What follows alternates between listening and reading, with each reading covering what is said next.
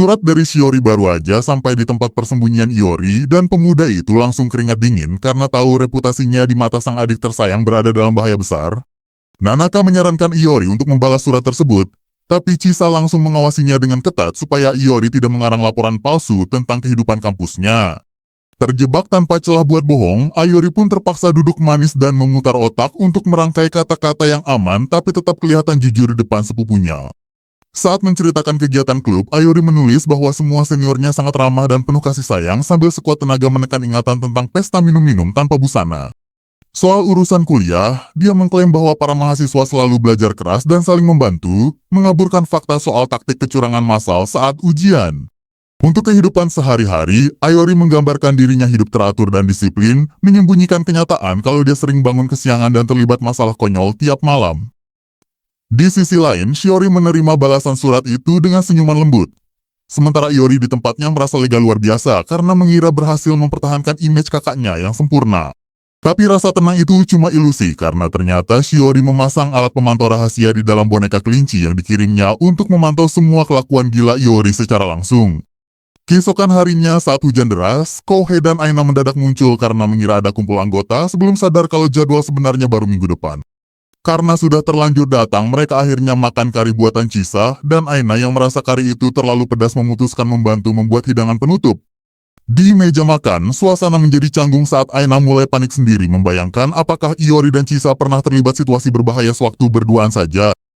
Percakapan pun bergulir ke soal adik perempuan, dan begitu Iori mengaku punya adik yang masih duduk di bangku sekolah, insting obsesif Kouhei mendadak aktif secara liar.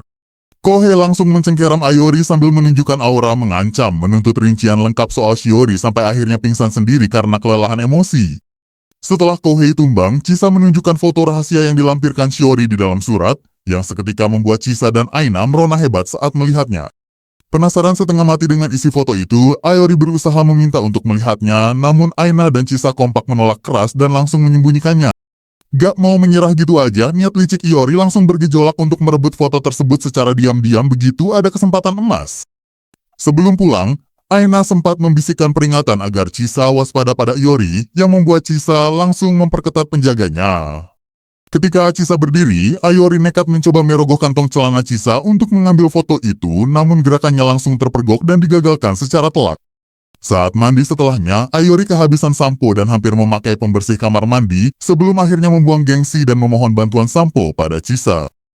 Keluar dengan aroma sampo Chisa, Iori melihat Chisa sedang santai di sofa dan kembali mencoba mengambil foto dari saku belakangnya yang berujung tendangan melayang.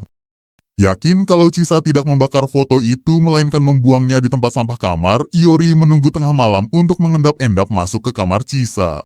Ketika Iori sibuk mengaduk tempat sampah di samping tempat tidur, Chisa mendadak terbangun dan perkelahian singkat membuat Iori jatuh menindihnya di atas kasur. Buntutnya fatal, Nanaka mendadak membuka pintu dan melihat posisi mencurigakan itu hingga aura pembunuhnya meledak sampai meretakkan bingkai pintu. Tanpa mau mendengar penjelasan Iori yang mati-matian membela diri, Nanaka sambil tersenyum mengerikan memaksa Iori untuk segera menikahi Chisa saat itu juga.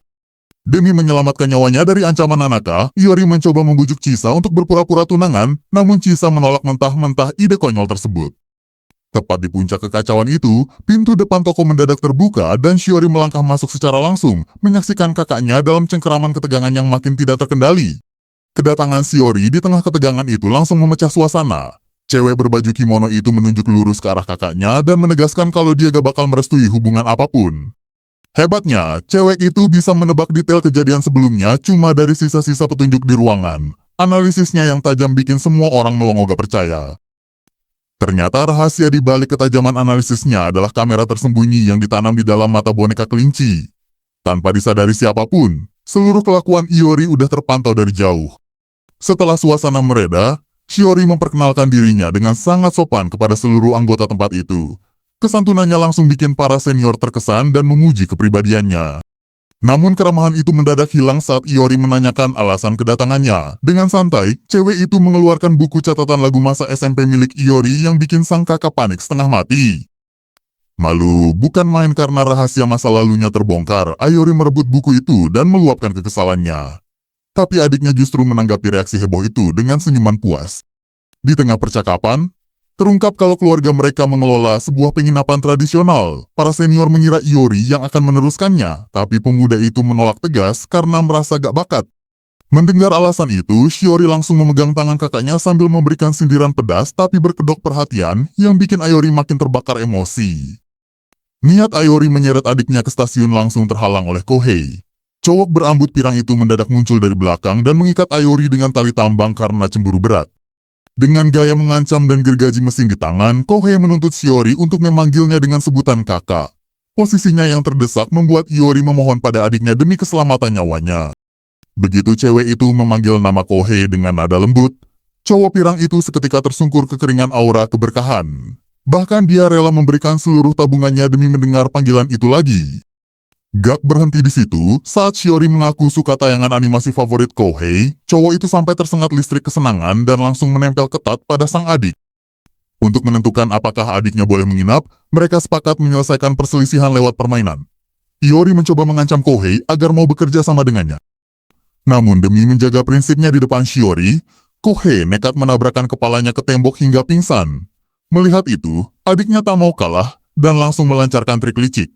Tanpa ragu, cewek itu membekap wajah kakaknya pakai sapu tangan beracun hingga Iori tumbang tak sadarkan diri di lantai.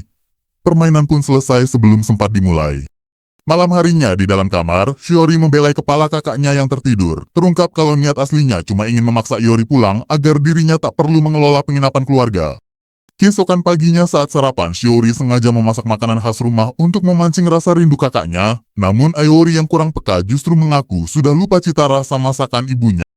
Gagal dengan cara halus, adiknya berganti taktik menjadi saudara yang sangat menempel dan bersikap berlebihan. Dia sengaja menumpahkan sup ke baju kakaknya lalu berpura-pura mengelapnya. Beralih ke dermaga pantai, seluruh anggota bersiap melakukan latihan menyelam. Ketika Shiori ditawari ikut, Iori malah menyindir ukuran fisiknya yang gak bakal muat pakai baju renang pinjaman. Ucapan ceroboh itu langsung memancing emosi mematikan adiknya. Situasi makin kacau saat Kohei malah menyodorkan baju renang sekolah yang membuat Iori terpaksa memanggil polisi. Sementara yang lain masuk ke dalam air, Shiori duduk di tepi pantai bersama pemilik tempat. Percakapan tentang keindahan alam dan ketenangan di bawah laut mulai membuat sudut pandangnya pelan-pelan berubah.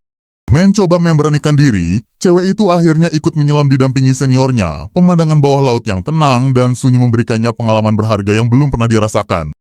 Malam harinya, pesta perayaan digelar setelah Iori resmi mendapatkan lisensi penyelamnya. Suasana meriah dipenuhi gelak tawa, sementara adiknya diam-diam memperhatikan kebersamaan mereka. Saat mengendap-endap di kamar Iori, Shiori ketahuan oleh kakaknya. Di tempat itu, mereka berdua akhirnya duduk bersama dan berbicara secara jujur dari hati ke hati tanpa ada rahasia lagi. Iori mengungkapkan kalau dia paham betul alasan adiknya bersikap keras, dan teringat kenangan masa kecil saat dia menggendong adiknya pulang ketika tersesat di hutan. Keesokan harinya saat hendak pulang, Iori mengusap lembut kepala adiknya dan berjanji akan sesekali main ke rumah. Shiori tersenyum manis di dalam kereta sambil melihat foto kebersamaan mereka. Kepergian Shiori meninggalkan duka mendalam bagi Kohei, yang terus menangisi kenyataan bahwa dia harus berpisah dengan adik perempuan impiannya. Melihat tingkah histeris temannya itu, para senior di toko penyelaman cuma bisa menggelengkan kepala melihat tingkah ajibnya yang gak ada habisnya. Namun suasana santai itu mendadak gempar saat Toshio tanpa sengaja membongkar rahasia besar bahwa Iori dan Chisa sebenarnya sama sekali gak punya hubungan darah. Fakta mengejutkan itu langsung memicu kepanikan luar biasa di benak Aina yang mendadak membayangkan sejauh mana hubungan sepupu itu bisa berkembang. Gak lama setelah itu, Iori dan Chisa yang baru saja berjalan santai di tepi pantai memutuskan untuk kembali ke toko tanpa curiga sedikit pun. Begitu pintu dibuka, pemandangan liar langsung menyambut mereka, di mana Aina yang berdandan menor tampak menggila bersama para senior di dalam ruangan. Kaget setengah mati melihat kekacauan di dalam, Iori dan Chisa sepakat untuk putar balik dan mencari tempat tenang guna menghindari masalah. Niat kabur mereka gagal total saat Aina mendadak muncul dari belakang dengan muka menyeramkan lalu menyeret mereka berdua masuk untuk ikut permainan gila. Ternyata Aina merasa curiga berat setelah mendengar kabar soal hubungan darah Iori, sehingga dia bertekad membongkar perasaan jujur mereka berdua. Melihat kesempatan untuk mencari tahu rahasia teman seangkatannya, Kohei tanpa ragu langsung menawarkan diri untuk bekerja sama dengan Aina. Dengan tatapan tajam, Aina menyodorkan minuman keras tingkat tinggi sebagai tantangan, berniat membuat Iori dan Chisa mabuk berat agar mau mengaku. Tahu ada niat terselubung, Iori memberikan syarat tegas agar Aina menghapus seluruh riasan menornya sebelum permainan taruhan itu dimulai. Meski sempat malu setengah mati karena penampilannya kembali polos, Aina tetap nekat melanjutkan aksinya didampingi Kohei yang siap menginterogasi Iori. Interogasi dimulai dengan pertanyaan menjebak soal pandangan Iori terhadap Shiori, namun jawaban santai Iori malah membuat Kohei dan Aina makin emosi. Di permainan tebak kesan berikutnya, Azusa memimpin jalannya taruhan di mana seluruh anggota harus menunjuk siapa yang paling sesuai dengan kriteria. Sial bagi Iori, dalam 3 putaran berturut-turut semua orang kompak menunjuk dirinya, memaksa pemuda itu menelan hukuman minum bertubi-tubi. Sadar dirinya dijebak secara sistematis, Iori menggunakan trik cerdik dengan berpura-pura minum sambil menyiramkan sebagian besar cairannya ke baju. Hasil dari strategi itu memuaskan karena pada akhirnya justru Aina, Chisa, dan Kohei sendiri yang tumbang tak berdaya akibat terlalu banyak minum. Di tengah percakapan santai dengan seniornya, Iori menjelaskan bahwa hubungannya dengan Chisa murni kawan seumuran, sementara Nanaka dianggap sebagai sosok kakak perempuan.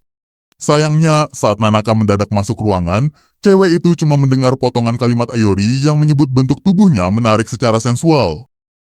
Kesalahpahaman fatal itu membuat Nanaka lari merona hebat, meninggalkan Iori yang berlutut meratapi nasibnya karena dianggap punya niat mesum. Beda cerita di kamar Aina, cewek itu terbaring demam akibat ulahnya sendiri, ditemani Chisa yang dengan telaten merawatnya sepanjang hari.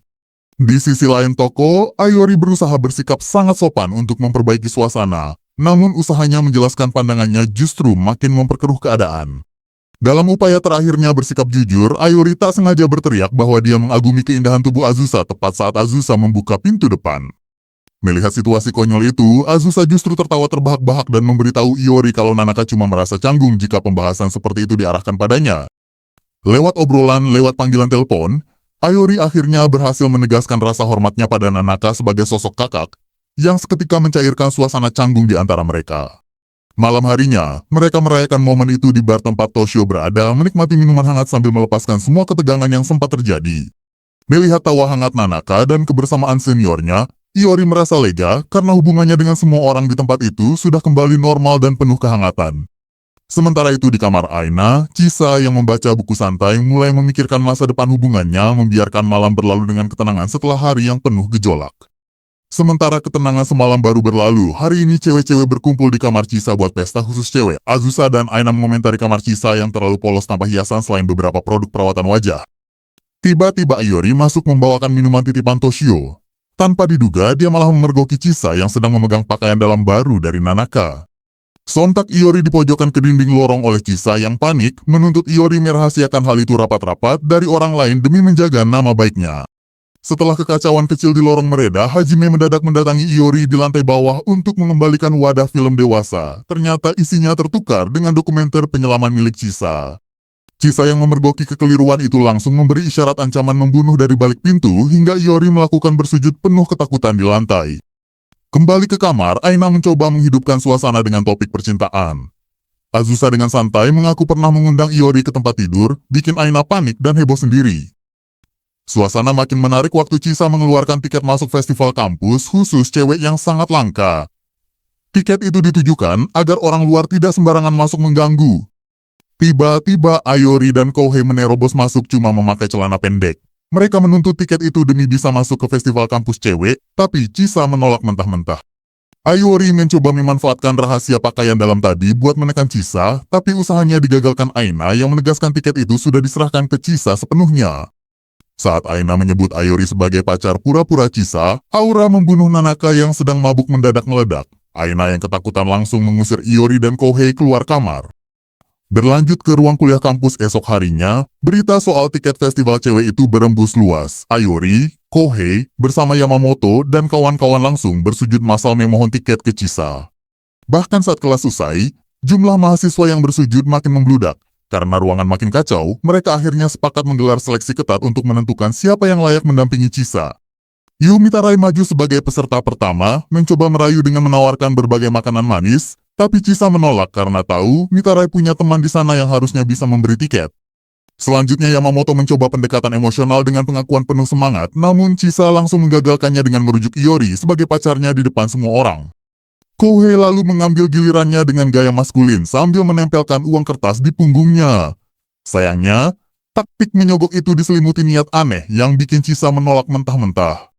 Nojima giliran maju sok percaya diri mencoba jurus rayuan pangeran. Apesnya saat dia beraksi, Chisa malah sibuk membalas pesan singkat Iori dan mengabaikan Nojima sepenuhnya hingga dia menyerah. Beralih ke Iori, pemuda itu nekat memohon pada Chisa karena nyawanya terancam oleh aura ancaman Nanaka. Tapi Chisa malah menyuruhnya menyerah dan pasrah pada nasib. Kenta menjadi peserta terakhir yang maju. Berbeda dari yang lain, Kenta berjanji cuma minta diantar masuk dan tidak akan mengganggu Chisa sama sekali selama acara. Taktik cerdik itu membuat Chisa tersentuh karena itulah yang dia harapkan. Menyadari Kenta hampir menang, para cowok lain kaget dan sadar kalau Kenta adalah lawan paling licik. Tak mau tinggal diam, Iori dan Kohei melancarkan aksi nekat dengan membius Kenta pakai sapu tangan kimia hingga pingsan, memicu perkelahian massal antar mahasiswa di dalam ruangan. Di tengah perkelahian yang pecah, Chisa mendadak menangis dan memohon agar mereka berhenti. Dia menegaskan bahwa sesama teman harusnya saling mendukung, bukan saling menjatuhkan demi kepentingan pribadi. Kata-kata tulus itu membuat seluruh mahasiswa terhenyak dan merasa bersalah. Namun tepat saat Chisa hendak menyimpan tiketnya, Kohei mendadak menerima pesan dari teman kecilnya yang memberi tiket tambahan. Dengan tambahan 4 tiket lagi, total 8 orang akhirnya bisa pergi bersama. Malam harinya di toko, Chisa cuma bisa lemas menempelkan wajah di meja melihat akhir dari semua drama itu.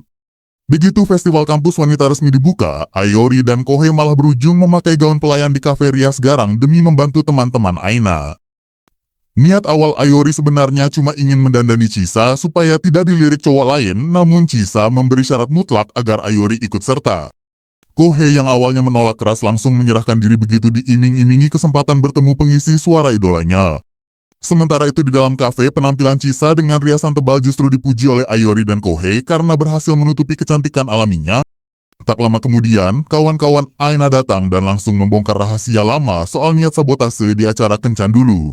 Beda cerita saat Azusa mendadak melangkah masuk ke ruangan dan langsung menyadari sosok Iori di balik gaun pelayan tersebut.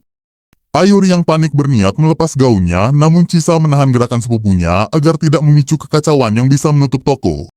Melihat kesempatan emas untuk membantu panggung pertunjukan, Kohei tanpa ragu langsung meluncur pergi meninggalkan Iori bertugas sendirian.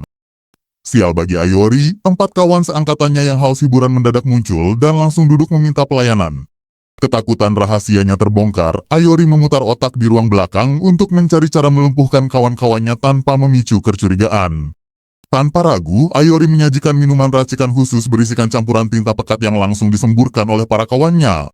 Dengan memasang raut mengasihi, Iori berpura-pura bersalah dan menawarkan diri untuk memasukkan kontak ponsel sebagai bentuk ganti rugi. Alih-alih nomor pribadi, Iori justru diam-diam mengabarinya ke pacar sang kawan hingga sang pacar mendadak hadir meluapkan kemarahan. Mengambil langkah susulan, Iori berakting menjadi korban tindakan tidak sopan hingga petugas keamanan langsung datang menyeret kawan-kawannya. Yamamoto yang tersudut tak terima dan langsung menunjuk kawan lainnya, berujung penangkapan massal oleh pihak keamanan. Iori tersenyum puas merasa kejahatan telah musnah, namun pemilik kafe yang murka langsung menghajarnya karena telah membuat keributan besar. Buntut dari kekacauan tersebut, Iori beserta seluruh rombongannya ditendang keluar dan dilarang melangkah kembali ke dalam area festival. Saat memeriksa siaran langsung di ponsel, mereka terkejut melihat para gadis kafe yang tampil sangat memesona setelah menghapus riasan tebalnya. Penyesalan mendalam seketika melanda seluruh kelompok karena sadar telah melewatkan pemandangan indah yang selama ini ada di depan mata. Tanpa membuang waktu, mereka nekat melancarkan sujud permohonan di hadapan petugas keamanan agar diberikan izin masuk kembali. Ketika bujukan halus ditolak tegas dan mereka dimasukkan ke ruang penahanan, para pemuda ini pasrah melangkah keluar sambil melepas pakaian. Namun rasa tidak rela membuat tekad mereka membara kembali dan seluruh pemuda itu bersiap menerobos masuk secara paksa ke dalam festival. Tanpa rasa takut sedikit pun, Iori dan kawan-kawannya langsung berlari kencang menerobos gerbang festival sambil berteriak histeris. Sayangnya aksi nekat itu gagal total gara-gara petugas keamanan sigap mengadang dan langsung mengusir mereka keluar gerbang. Terjebak di luar pagar, para pemuda ini mulai memutar otak dan mencoba berbagai trik konyol buat menyusup kembali. Ujung-ujungnya penyamaran absurd itu terbongkar juga bikin mereka pingsan berlutut di hadapan para penjaga yang geleng-geleng kepala. Gak mau menyerah gitu aja, Iori dan kawan-kawannya melancarkan aksi kabur nekat dengan menahan kaki penjaga secara brutal. Kembali terdampar di luar gerbang, Iori mendadak panik saat sadar kalau Chisa tampil polos tanpa riasan tebal hari ini. Di tengah jalan buntu itu, Azusa mendadak muncul dan memberikan penawaran emas buat membantu persiapan panggung acara. Tanpa pikir panjang mereka langsung setuju, meski harus mandi keringat mengangkat besi-besi panggung yang sangat berat. Emosi Ayori dan kawan-kawan mendadak mendidih waktu melihat Kohei malah asyik mengobrol dan diincar oleh para cewek. Menyadari situasi itu, Ayori menenangkan kawan-kawannya dan berjanji bakal memakai Kohei sebagai umpan untuk mendekati mahasiswi di sana. Rencana itu langsung dijalankan saat Iori membawa Kenta buat menyapa kelompok cewek, namun Kenta langsung ditolak mentah-mentah. Meski sempat terjadi keributan kecil, Ayori berhasil meyakinkan kawan-kawannya kembali lewat ikatan janji persaudaraan mereka. Kejutan manis datang saat kerja keras Kohei diganjar tiket posisi terdepan untuk menyaksikan konser idola kesayangannya. Gak mau menyia-nyiakan kesempatan, Ayori dan kawan-kawannya mengajak kelompok cewek tadi buat minum bersama di ruang kelas. Di tengah obrolan, Kohei dengan bangga menunjukkan tiket konsernya yang malah disambut tatapan sinis dan ejekan dari Sakurako. Saat berpura-pura bersikap manis menepuk baju Kohei, Sakurako diam-diam mencuri tiket berharga itu dari dalam saku bajunya. Setelah Kohei pamit pergi, Sakurako merencanakan liburan pantai bersama Iori dan kawan-kawan sambil memamerkan tiket curiannya. Tepat saat pesan panik Kohei masuk ke ponsel Iori, Sakurako terang-terangan menghina hobi otaku dan berniat membuang tiket itu. Tanpa ragu sedikit pun, Iori langsung menyiramkan segelas minuman ke atas kepala Sakurako demi membela kehormatan sahabatnya. Tindakan tegas itu didukung penuh oleh kawan-kawannya, yang menegaskan bahwa menghina kesukaan orang lain adalah hal yang sangat tidak terpuji. Malam harinya di luar area kampus, Kohei yang memakai atribut otaku lengkap menangis terharu karena tetap bisa menikmati penampilannya dari barisan belakang. Buntut dari keributan di kelas tadi membuat seluruh pemuda itu kembali ditendang keluar, memicu perkelahian konyol di antara mereka. Kembali ke toko penyelaman, Kohei bersujud kegirangan saat menerima papan tanda tangan asli dari penyanyi idolanya. Kebersamaan manis itu ditutup dengan cerita hangat Azusa yang memuji sikap Satria Iori saat membela hobi sahabatnya tanpa memedulikan dirinya sendiri. Ruang laboratorium kampus mendadak berubah jadi arena bertahan hidup waktu asisten Profesor Ushironomiya menggelar ujian ketahanan bahan. Yamamoto, Yu, Nojima, Kohei, dan Iori awalnya meremehkan ujian itu karena mengira cuma teori fisika sederhana. Tapi suasana santai itu seketika sirna begitu sang dosen membeberkan aturan mainnya yang kejam dan di luar nalar. Sebuah mesin uji pemukul beban berat disiapkan lengkap dengan bantalan empuk dan rantai pembatas yang diincar pas ke area sensitif para mahasiswa. Dosen itu menegaskan kalau mereka gagal menghancurkan sampel uji dalam 4 kali percobaan, nilai mereka otomatis hancur dan crotch mereka jadi taruhannya. Yamamoto yang pertama kali dijadikan mangsa langsung panik setengah mati. Melihat situasi makin kritis, Kohei mencoba mengorbankan Ayori, tapi Ayori justru bergerak lebih cepat dan menyeret Kohei ke atas platform eksekusi. Kohei yang baru sadar dari pingsan langsung histeris waktu tangannya dirantai rapat. Demi menyelamatkan aset berharganya, Kohei membocorkan rahasia kalau dia punya dokumen laporan ujian tahun lalu. Iori dan teman-temannya langsung memeriksa rumus perhitungan di kertas itu dan menetapkan sudut ayunan di angka 138 derajat. Namun tepat sebelum tuas dilepas, Kohei baru sadar kalau di lembar belakang laporan itu tertulis nilai gagal total. Sebelum Kohei sempat kabur, beban berat sudah keburu meluncur dan menghantamnya telak hingga terkapar lemas. Melihat Kohei tumbang, Ayori langsung berlutut memeriksa ulang lembaran laporan tersebut. Setelah diteliti secara cermat, ternyata rumus dasarnya sudah benar dan cuma ada sedikit kesalahan hitung di bagian akhir.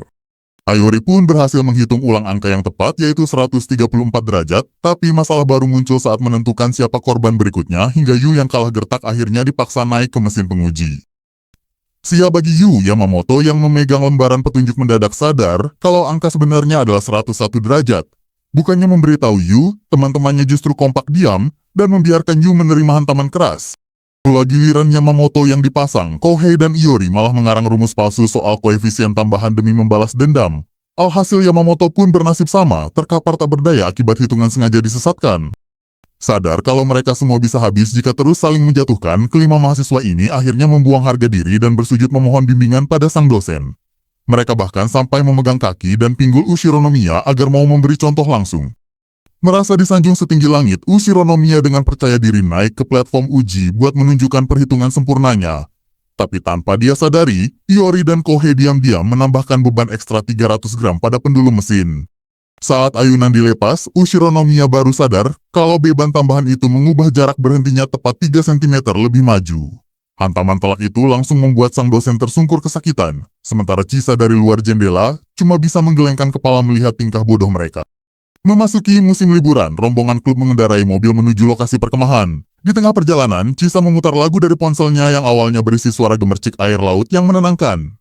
Namun saat lagu berganti, Ayori mendadak membeku waktu mengenali nada yang tak asing di telinganya. Ternyata itu adalah lagu ciptaan Iori sendiri dari masa SMP yang sengaja dikirim oleh Shiori ke ponsel Chisa. Malu setengah mati karena rekaman masa lalunya diputar di depan semua orang, Iori histeris dan mencoba merebut ponsel tersebut. Kohei yang berada di sebelahnya langsung mengunci gerakan Iori rapat-rapat sambil menahan tawa. Sore harinya, mereka tiba di sebuah bangunan sekolah dasar tua yang disewa untuk tempat menginap. Para senior yang sudah datang lebih awal langsung menyiapkan acara uji keberanian di dalam koridor sekolah yang gelap dan mencekam.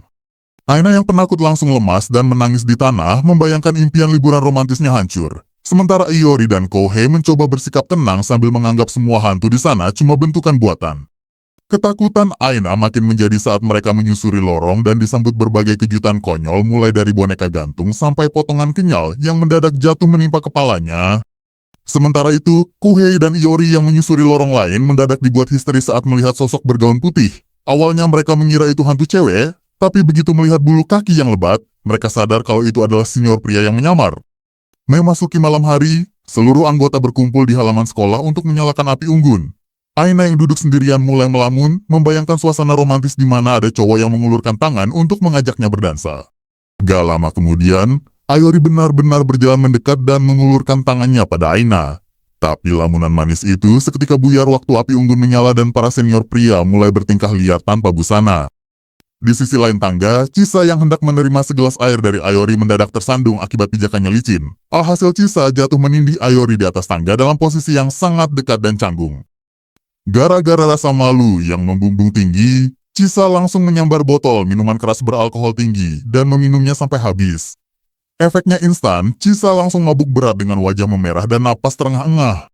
Iori pun terpaksa menggendong Chisa di punggungnya untuk menyusuri koridor sekolah menuju kamar. Di sepanjang jalan, Chisa yang biasanya dingin mendadak meracau, manja dan mengaku kalau dia sedang menabung agar Iori tidak merasa kesepian saat mereka pergi menyelam bersama.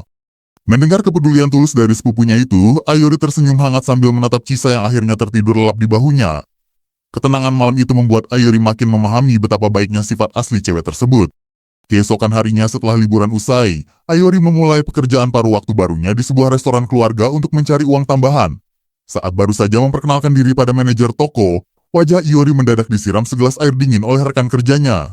Ternyata cewek yang menyiramnya adalah Sakurako, kenalan yang dulu kepalanya pernah disiram bir oleh Iori di festival kampus. Dengan senyuman manis tapi mengancam, Sakurako memegang bahu Iori dan menyambutnya dengan hangat sebagai rekan kerja baru.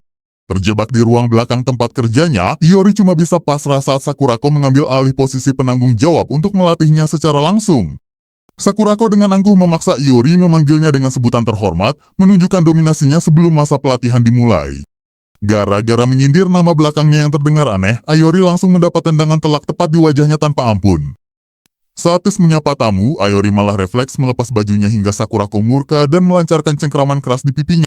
Kegilaan berlanjut waktu Iori mencoba menyalakan pemantik api di bawah gelas air untuk membuktikan bahwa itu bukan alkohol murni. Sakurako kemudian menegaskan pentingnya senyuman ramah, lalu mempraktikkan senyum manis buatan yang terlihat sangat berkilau.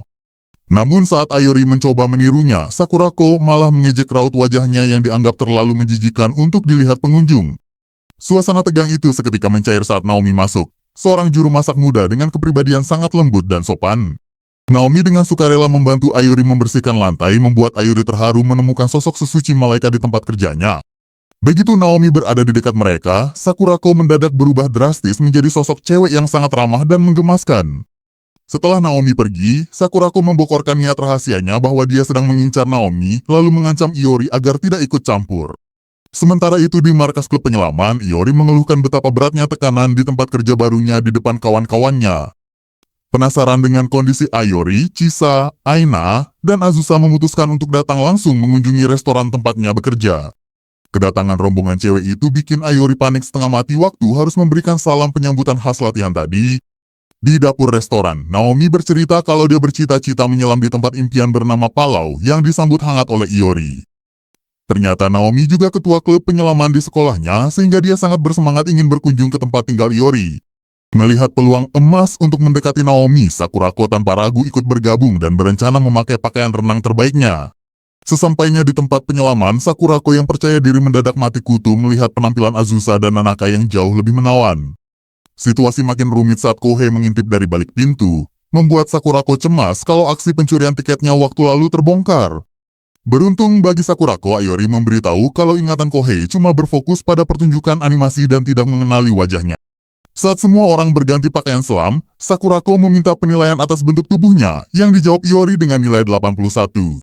Jawaban jujur itu langsung dibalas tamparan keras, meski setelah itu Naomi datang dan memberikan pujian tulus yang membuat Sakurako senang. Melihat interaksi akrab dan pertengkaran kecil di antara mereka berdua, Aina mulai menaruh kecurigaan besar pada hubungan Iori dan Sakurako. Sesi menyelam pun dimulai dan Naomi menunjukkan kemampuan menyelam yang sangat mahir bagaikan pemandu profesional di dalam air. Kialnya Naomi mengarahkan rombongan dan menjaga keselamatan kawan-kawannya membuat para senior di atas dermaga merasa sangat kagum. Selesai menyelam, Ayori dan Naomi membersihkan peralatan bersama, di mana Naomi memuji kebaikan dan kejujuran sifat asli Ayori. Saat makan malam bersama, Sakurako bersikap sangat perhatian pada Naomi, membuat Kohei mulai menatapnya dengan raut penuh curiga.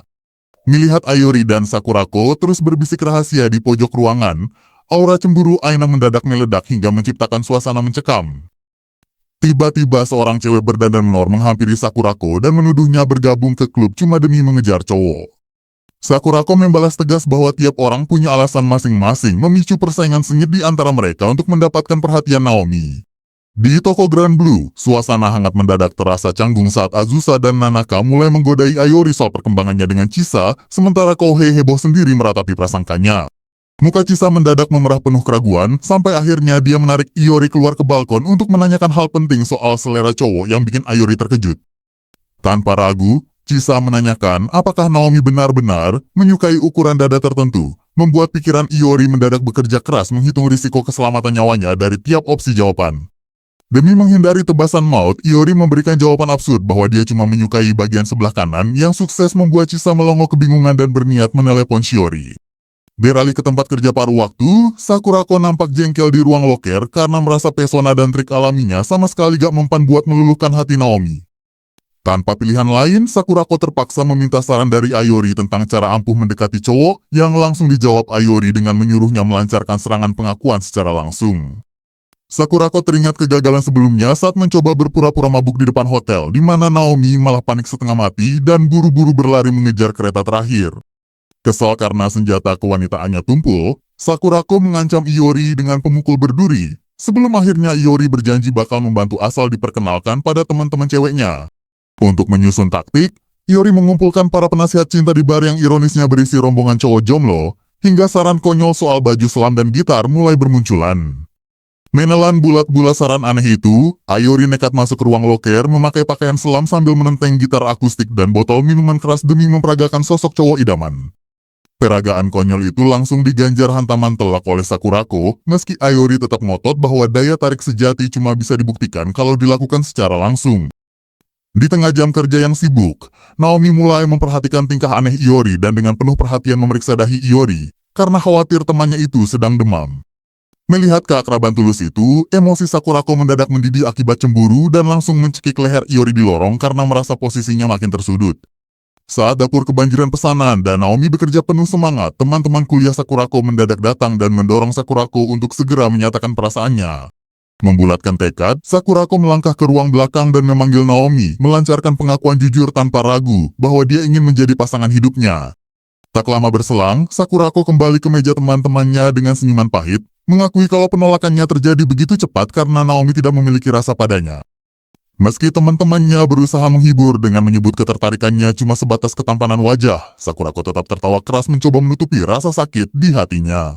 Usai jam kerja berakhir, Ayori yang duduk santai di pintu belakang menyodorkan kaleng minuman dingin pada Sakurako, berniat memberikan penghiburan tenang tanpa banyak bicara. Ketika Sakurako berusaha bersikap tangguh, Ayori justru menegaskan bahwa menyukai seseorang murni dari wajahnya adalah hal yang wajar dan sama sekali tidak perlu dimalukan. Tersentuh oleh kata-kata tulus itu, Sakurako yang gengsi meremas pipi Iori untuk menyembunyikan rasa harunya sebelum akhirnya menyandarkan kepalanya di punggung Iori dalam keheningan malam. Keesokan paginya di restoran, Sakurako menyapa Naomi dengan kedipan santai membuktikan bahwa harga diri dan ketegarannya telah kembali sepenuhnya tanpa ada rasa canggung. Sebelum pergi, Sakurako menyerahkan amplop berisi tiket konser berharga untuk Kohei sebagai ganti rugi atas aksinya dulu, menunjukkan sisi baik yang tersembunyi di balik sikap galaknya. Beralih ke malam harinya saat Ayori berjalan pulang, sebuah pesan kejutan masuk dari Chisa yang mengajaknya pergi menonton bioskop secara berduaan saja pada akhir minggu. Usai mendapat pesan singkat yang mengajak jalan berdua, Ayori langsung membalas setuju tanpa rasa curiga sedikit pun. Sementara itu di kamarnya, Aina mendadak histeris gembira sambil memeluk bantal begitu mendapat jawaban dari cowok idamannya. Ketenangan itu gak bertahan lama waktu tiga kawan ceweknya mendadak muncul buat menagih gosip percintaan Aina. Begitu tahu Aina bakal jalan berduaan, Keiko dan kawan-kawan langsung semangat memberikan berbagai saran konyol untuk melancarkan aksinya. Hari yang ditunggu pun tiba, Aina sudah berdiri manis di depan air mancur stasiun dengan gaun cantiknya. Gak lama berselang, Ayori melangkah mendekat sambil menyapa ramah, mengaku sangat antusias karena sudah lama gak jalan-jalan. Di dalam kereta, Iori dengan penuh semangat membahas judul tayangan yang ingin ditonton, sementara Aina malah lupa menyiapkan pilihan. Begitu sampai di depan gedung bioskop, Iori dengan bangga menunjukkan tiket potongan khusus pasangan yang membuat muka Aina memerah seketika. Di dalam ruangan yang remang, mereka larut menyaksikan adegan pertarungan sengit yang memicu luapan emosi gembira. Selesai menonton, Aina berniat mengajak makan di tempat bagus. Namun panik saat tahu rumah makan pilihan kawannya belum buka. Melihat Aina kebingungan, Ayori mengambil alih situasi dan mengajak cewek itu menemani belanja ke toko perlengkapan olahraga. Suasana makin canggung waktu pegawai toko mengira mereka pasangan kekasih, membuat Aina gugup setengah mati menahan malu. Malam harinya mereka menikmati santapan di kedai, saling bertukar cerita hangat tentang hal-hal yang membuat mereka bersemangat. Gara-gara salah sangka mengira wadah pengocok minuman sebagai botol air, tingkah salah tingkah Aina justru dikira bentuk pengakuan cinta oleh pengunjung lain. Sepulang dari kedai, Ayori mengajak Aina singgah ke toko penyelaman di mana kawan-kawannya sedang berkumpul santai. Beralih ke perjalanan malam bersama Azusa, Iori dibuat terperanjat saat mendengar kabar kalau Aina terancam harus pulang ke kampung halaman. Cemas kehilangan kawan, Iori dan Kouhei memutar otak mencari solusi beasiswa, namun nilai akademis Aina ternyata gak memenuhi syarat minim. Mencoba mencari tahu tanpa terang-terangan, usaha Iori dan Kouhei menanyakan kondisi keuangan Aina justru malah memicu kecurigaan. Demi membantu biaya, Kouhei memberikan kotak hadiah berisikan pakaian pelayan yang malah memicu kesalahpahaman besar dan amukan Chisa. Demi mencegah Kouhei nekat menjual organ tubuh di lelang internet, Iori terpaksa menyerahkan pakaian selam milik Toshio untuk dijual. Mereka lalu menggeledah kamar Kouhei untuk mencari barang berharga dan terkejut saat tahu Kouhei sendiri adalah pembuat buku komik langka. Sayangnya seluruh koleksi di kamar itu berbau isi dewasa sehingga gak ada barang berharga yang layak dijual dengan harga tinggi. Karena gagal menambah penghasilan, Ayori mencetuskan ide nekat untuk menekan biaya tempat tinggal dengan mengajak Aina tinggal bersama. Suasana tegang seketika sirna saat senior toko membongkar kenyataan bahwa Aina cuma pulang sementara waktu untuk membantu panen di kebun keluarganya. Menyadari kepedulian berlebihan dari kawan-kawannya, Aina tersenyum hangat sambil meminta agar mereka tidak bersenang-senang tanpa dirinya selama dia pergi. Gak lama setelah Aina pamit buat pulang sementara ke kampung halamannya, suasana di toko Grand Blue justru mendadak heboh gara-gara kabar rencana liburan baru. Nanaka mendadak mengabarkan rencana acara kuis dan kemah di pulau tak berpenghuni yang butuh minimal 8 peserta, bikin Iori dan Azusa langsung antusias setengah mati. Keesokan harinya di dermaga, rombongan bersiap berangkat. Kejutannya makin lengkap waktu Azusa mengundang pengisi suara terkenal favorit Kouhei, yaitu Kaya Mizuki. Melihat sang idola hadir langsung di depan mata, Kouhei seketika berlutut dan bersumpah setia, sementara Iori cuma bisa geleng-geleng kepala melihat tingkah absurd temannya. Di atas kapal menuju pulau, suasana mengobrol berlangsung seru, sampai senior pria tanpa sengaja melontarkan rumor kalau Iori dan Chisa sebenarnya berpacaran. Kabar itu bikin Aina panik dan langsung mencecar Chisa dengan berbagai pertanyaan soal alasan menyukai Iori, bikin Chisa kebingungan setengah mati buat menjawabnya. Setelah memutar otak 5 menit penuh ketegangan, Chisa cuma bisa bilang kalau Iori porsi makan nasinya banyak, sementara Kouhei di sampingnya pingsan akibat terlalu emosional. Sesampainya di pantai pulau tak berpenghuni yang indah, Iori dan kawan-kawan langsung bersemangat mendirikan tenda dan bersiap menikmati liburan musim panas. Kouhei yang baru siuman langsung mengancam Iori pakai palu agar tidak bertindak lancang pada Kaya, tapi Iori berhasil menenangkannya lewat latihan pernapasan. Suasana makin gila ketika para senior pria keluar dari tenda tanpa busana sama sekali, memicu teriakan histeris dari Aina yang menyuruh mereka segera memakai pakaian. Saat santai di tepi pantai, Kaya yang berjalan sendirian mendadak dihampiri cowok asing, bikin Kouhei yang melihatnya dari jauh langsung kesetanan. Tanpa ampun Kouhei melancarkan banting maut ke pasir untuk melindungi sang idola sebelum akhirnya terungkap kalau cowok itu adalah Kudo, ketua klub musuh mereka. Kudo menuding Ayori dan kawan-kawan sengaja mengikuti kelompoknya, sementara Sakurako yang muncul di lokasi ikut memprovokasi suasana dengan nada sinis. Kouhei yang kepancing emosi mendadak muncul memakai topi semangka berniat menjadikan kepala Kudo sebagai sasaran permainan belah semangka. Demi memperebutkan wilayah pantai, kedua pihak sepakat menggelar 4 perlombaan ketangkasan, mulai dari lari bendera sampai balap pemukul berputar. Di tengah persaingan, Iori sadar kalau mereka sebenarnya cuma asyik bermain bersama, tapi rasa gengsi membuat perebutan gengsi tetap berlanjut. Kesalahpahaman makin meluas saat Kudo menyebut Chisa sebagai pacar Iori, bikin Sakurako Melongo kaget karena gak menyangka Chisa yang dipilih.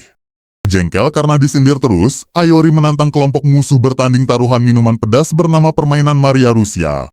Awalnya Chisa menolak ikut, tapi usah sindiran Sakurako yang meremehkan statusnya sebagai staf toko, gengsi Chisa langsung terbakar untuk membuktikan kemampuannya. Aturan hukumannya diambil dari kotak rahasia, di mana putaran pertama mengharuskan pecundang menyatakan cinta sepenuh jiwa kepada orang di sebelah kanannya. Meskipun menelan gelas berisi saus super pedas, Chisa tetap menahan ekspresinya dan melancarkan pengakuan cinta manis yang bikin semua orang terharu. Di putaran kedua, Chisa kembali kesandung gelas pedas dan terpaksa memperagakan tarian gaun penyihir cilik yang sukses membuat area perkemahan makin heboh. Kombinasi efek alkohol dan minuman pedas akhirnya membuat Chisa mabuk berat sampai rona merah memenuhi wajahnya waktu meracau di depan para senior. Dengan gaya sempoyongan, Chisa berteriak meluapkan cintanya pada laut lalu nekat berlari dan menceburkan diri sampai basah kuyup. Buntut dari aksinya mencebur ke laut, Chisa terpaksa masuk ke dalam tenda sendirian untuk mengganti pakaian yang basah kuyup. Sialnya, Iori yang berniat mengambil barang mendadak membuka resleting tenda memergoki Chisa tanpa busana di bagian atas secara tidak sengaja. Kaget setengah mati, Iori refleks memberi salam terima kasih lalu buru-buru menutup resleting tenda sebelum ancaman maut membangkitkan amukan Chisa. Iori berlari kencang menembus kegelapan hutan sambil memohon agar nyawanya diampuni. Namun medan yang licin membuatnya terpeleset dan jatuh terguling ke tepi tebing pantai. Setelah terpeleset dan terperosok dari tebing pantai, Iori dan Kudo tergeletak lemas di tepi karang bawah tanpa jalur buat memanjat kembali. Iori langsung memeriksa ponselnya yang ternyata pecah total. Sementara Kudo malah meninggalkan gawai miliknya di dalam tenda hingga mereka terjebak menanti bantuan. Dalam kondisi gencar kegelapan malam, Kudo mulai menyindir Iori yang dikira nekat melompat demi menyelamatkan cewek. Iori langsung membantah keras menjelaskan kalau dia turun cuma gara-gara melihat sepasang sepatu tergeletak di ujung tebing. Sementara itu di tengah hutan, Kouhei yang panik mencari keberadaan Iori menemukan sepatu tersebut dan mengira sahabatnya jatuh. Tanpa pikir panjang, Kouhei melompat ke bawah dan mendarat telak menindih punggung Iori dan Kudo. Karena gawai mereka bertiga tidak ada yang berfungsi, mereka terpaksa memutar otak agar bisa bertahan hidup di tepi pantai. Mereka akhirnya mengumpulkan kayu kering dan menyalakan api unggun buat menembus dinginnya malam. Iori yang selesai mencari bahan makanan membawa jamur serta jamur liar, sementara Kudo mengeluarkan 2 botol minuman beralkohol hasil temuannya. Kudo dengan percaya diri memanggang jamur tersebut di atas bara api, sama sekali tidak menduga jebakan yang bakal menimpanya. Tanpa curiga, Kudo memakan jamur liar itu dan langsung tersedak hebat gara-gara rasa pahit menyengat akibat belum saatnya panen. Demi menghilangkan rasa pahit di lidah, Kudo nekat menenggak minuman keras itu dalam sekali teguk hingga mukanya memerah panas. Di tengah kehangatan api unggun, pembicaraan berubah serius saat Kudo membocorkan bahwa para senior tingkat 3 bakal segera pensiun dari kegiatan klub. Kabar itu membuat Iori tertegun, mendadak sadar kalau kebersamaan seru di kampus tidak akan bertahan selamanya. Namun keheningan itu terpecahkan waktu pancaran senter dari atas tebing memperlihatkan sosok Toki dan Buki yang datang menyelamatkan mereka. Pagi harinya, rombongan bersiap menikmati keindahan laut dari atas tanggul pantai, di mana Azusa mengusulkan foto melompat bersama. Sebelum sempat bersiap, Toki dan Buki langsung menyergap Iori dan Kouhei lalu melempar mereka berdua ke dalam air laut. Di tepi pantai, Cheiki dan Sakurako menikmati momen seru itu sambil membayangkan betapa asyiknya kehidupan kuliah jika bisa bergabung di sana. Beralih ke kapal pemulang, Chisa duduk terpaku di samping Iori dengan raut wajah memerah akibat teringat momen canggung sebelumnya. Sesampainya di toko tempat tinggal, Chisa menjadi sangat waspada dan memakai jaket tebal tiap kali Iori berusaha mendekatinya. Bahkan saat melakukan penyelaman kapal esok harinya, Chisa kehilangan fokus hingga lupa memakai sabuk pemberat dan mengapung di permukaan. Iori yang naik ke permukaan mencoba menggoda kepolosannya, membuat Chisa makin cemberut menahan malu. Malam harinya di dalam toko, Chisa akhirnya berani jujur bahwa dia merasa canggung karena mengira Iori menaruh rasa padanya akibat insiden di tenda. Iori tertawa, santai meluruskan kesalahpahaman itu, lalu mereka sepakat untuk mengambil lisensi tingkat lanjut demi merencanakan perjalanan menyelam ke luar negeri. Saat senja menyelimuti dermaga, Nanaka menelepon ibunya sambil tersenyum hangat melihat perkembangan adik serta teman-temannya.